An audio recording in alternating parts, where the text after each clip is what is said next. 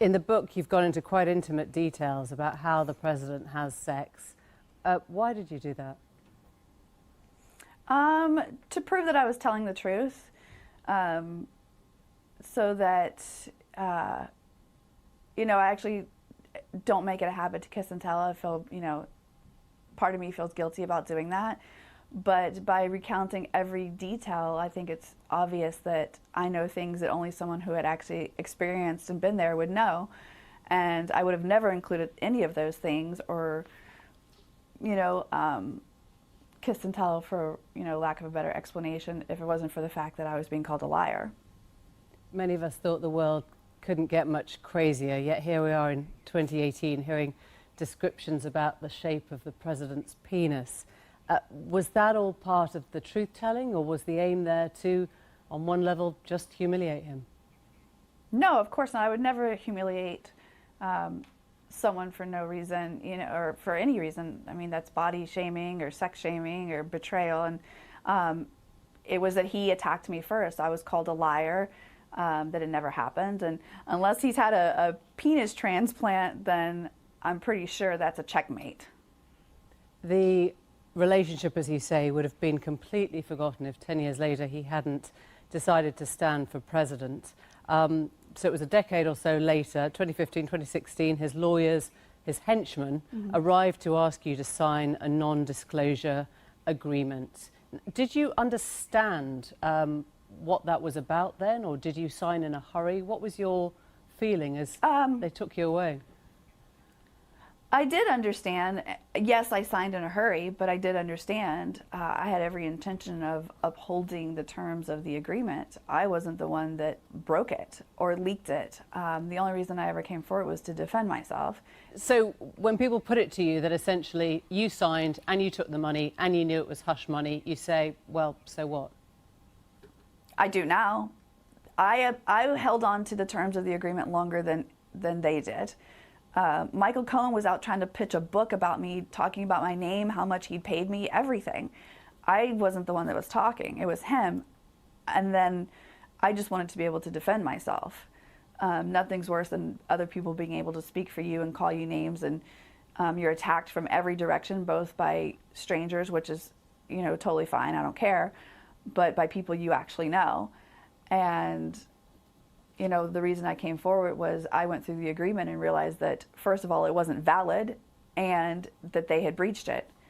You didn't have to be quiet, of course. You didn't have to take the money. You could have said, I'm going to tell my side of the story before they even come near me. What stopped you? Lots of things. I had been asked to tell the story. I'd been offered money numerous times. Honestly, I thought it was tacky. That's not what I wanted to be known for. That's not what I wanted to drag my family through. That's not what I wanted to expose friends to. I didn't want people showing up and knocking on my door and having my young daughter be like, oh, what's this man with a camera? Why are these people following us? That was never my intention. I didn't need the money. I am not a former porn star. I'm not a former adult film director. I had a very successful career and was very happy doing what I was doing and settled into what I considered to be a good life in Texas with my family and, you know, competing my horses with a great group of friends.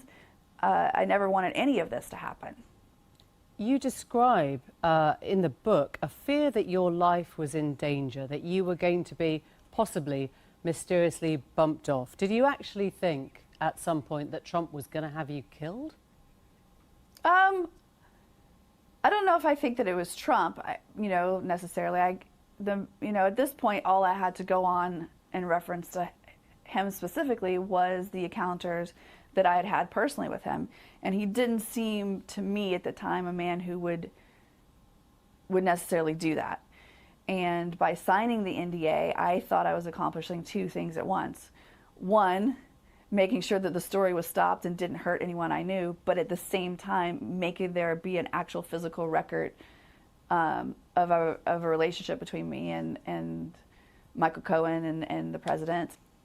People have read and heard your story, and of course, I guess it's easy for them to say, look, the encounter was a transaction.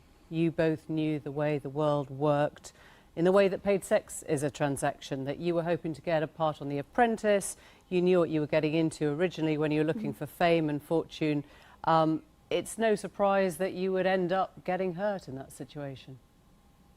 It was a very consensual encounter. I was not paid that night. I was not offered money. It was not prostitution.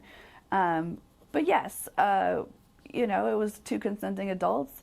He, mentioned something about a part on a TV show. It was never specifically said, hey, if you have sex with me, I will give you this. It wasn't anything like that.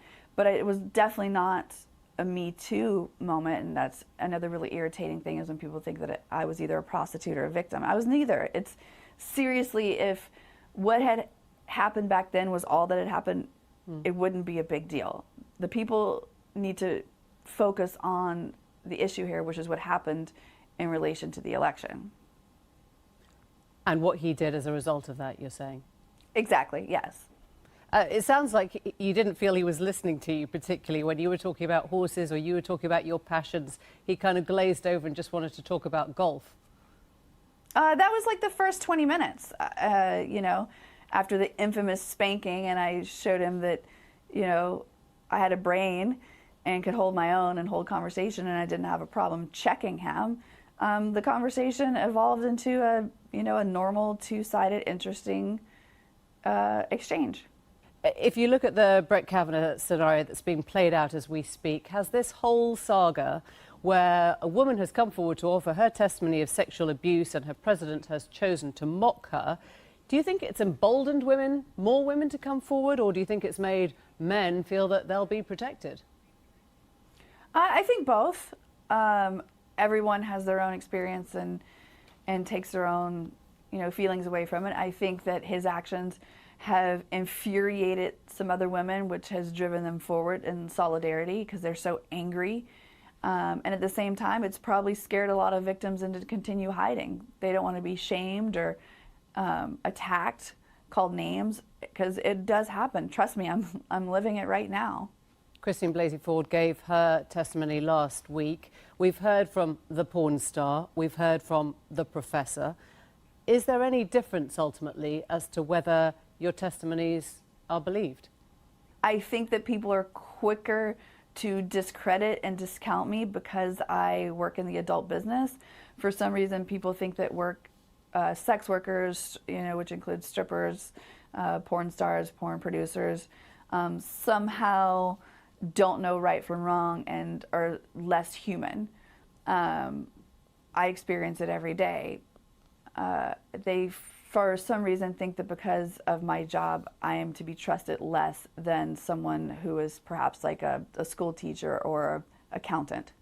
But I guess what we've seen proves the opposite, doesn't it? That Christine Blasey Ford, who's an academic and a professor, still wasn't believed by many Republicans either.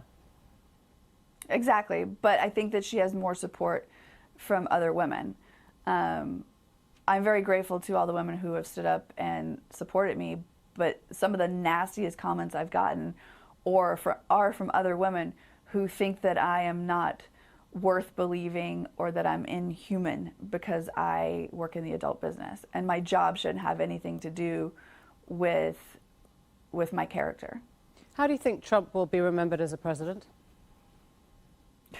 I think time will only tell. It's not over yet.